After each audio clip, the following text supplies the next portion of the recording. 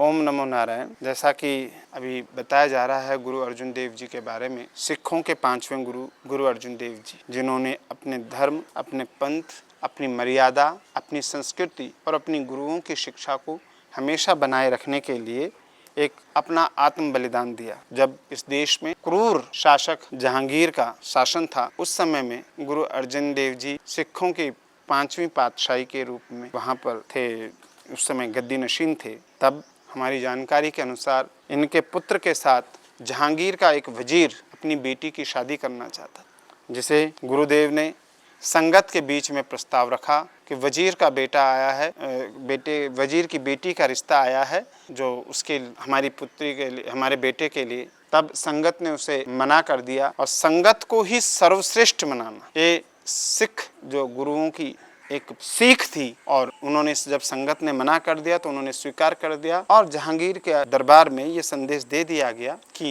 ये जो हैं गुरु अर्जुन देव जो हैं, उन्होंने मना कर दिया है जहांगीर के वजीर की बेटी से अपने बेटे का विवाह करने को। तब जहांगीर ने इन्हें गिरफ्तार करवाया और इन्हें यातनाएं दी, और ऐसी यातनाएं दी कि आप सोच भी नहीं सकते। देखिए, इन गर्मियों के दिन ऐसे ही जेठ की गर्मी, इन्हें जलते हुए तवे पर बिठाया जाता, ऊपर से गरम गरम रेत इनके ऊपर डाला जाता और उसके बाद इन्हें पानी में स्नान कराया जाता, फिर गर्म तवे पर बिठा दिया जाता। कई दिनों तक ऐसी यातनाएं सहने के बाद गुरु अर्जुन देव ने अपना शरीर त्यागा। आज दुख इस बात का है कि गुरु अर्जुन देव के अनुयायी गुरु अर्जुन देव को ऐसी यातनाएं देने वालों को भूल चुके हैं और ऐसे लोगों के साथ हैं जिन्होंने गुरु साहिबान की न सिर्फ नाफरमानी करी बल्कि उन्हें शारीरिक रूप से अनेक शारीरिक कष्ट दिए। आज गुरु अर्जुन देव इसलिए भी प्रसिद्ध, पहली बार सिख कौम का एक ग्रंथ होना चाहिए जिसे बाद में नाम दिया गुरु ग्रंथ साहिब। तो केवल ग्रंथ साहिब उस समय नाम होता था। बाबा बुड्ढा जी को कहा गया कि आपने 5 गुरुओं की संगत करी है, गुरु नानक देव जी से लेकर के गुरु अर्जुन देव जी, आप इस ग्रंथ को लिखिए, उनकी वाणी को लिखिए। गुरुओं की वाणी को लिखा जाने लगा। उनके ऊपर गुरु अर्जुन देव जी को एक और श्रेय जाता है। आज जो सिख कौम का, हमारे हिंदू धर्म में जो सिख पंथ है, उस सिख पंथ का जो एक सर्वोच्च स्थल है, जिसे आज हम स्वर्ण मंदिर कहते हैं, जिसे पंजाबी में हर मंदिर साहिब कहते हैं,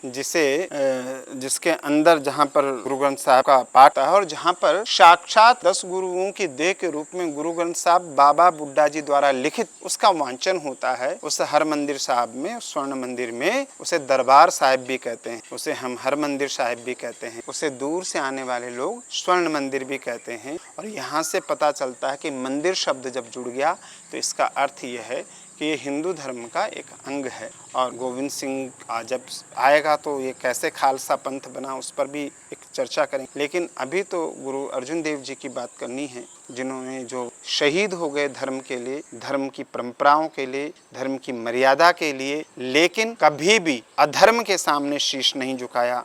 गर्म तवी पर बैठ गए, उसके ऊपर रेत इनके ऊपर फेंका जाने लगा, उसके ऊपर गरम गरम रेत से जब इनका शरीर जलने लगा, नीचे तवा गरम हो रखा है, तो इन्हें ले जा करके फिर पानी में स्नान कराया गया। पानी में स्नान कराने के बाद फिर से उस गरम तवी पे बिठाया गया। क्या कहूँ, आंखों में अश्रु आते हैं। और ऐसे अत्याचारियों का, उन लोगों के वंशज जो आज अपने आप को बताते हैं, जो अपने आप को जहांगीर का और मुगलों का वंशज बताते हैं, आज पंजाब की सिख कौम उन लोगों के साथ खड़ी हो गई है। ये बड़ा दुखद विषय है। लेकिन मैं फिर कहूँगा कि जो हमारे सिख पंथ हैं, जो सरदार है, और अपने इस इतिहास को बचा कर रखें, अपने इतिहास को संचित करें और अपने इस इतिहास को स्मरण रखें, याद रखें। गुरु अर्जुन देव का शरीर केवल छूटा है। हमारे सिख धर्म की परंपरा के अनुसार कहें तो ज्योत समाई है। गुरु अर्जुन देव हमेशा हमारे हृदय में जीवित हैं, जीवित थे और जीवित रहेंगे। गुरु अर्जुन देव सदा सदा आपकी जय हो। ओम नमो नारायण।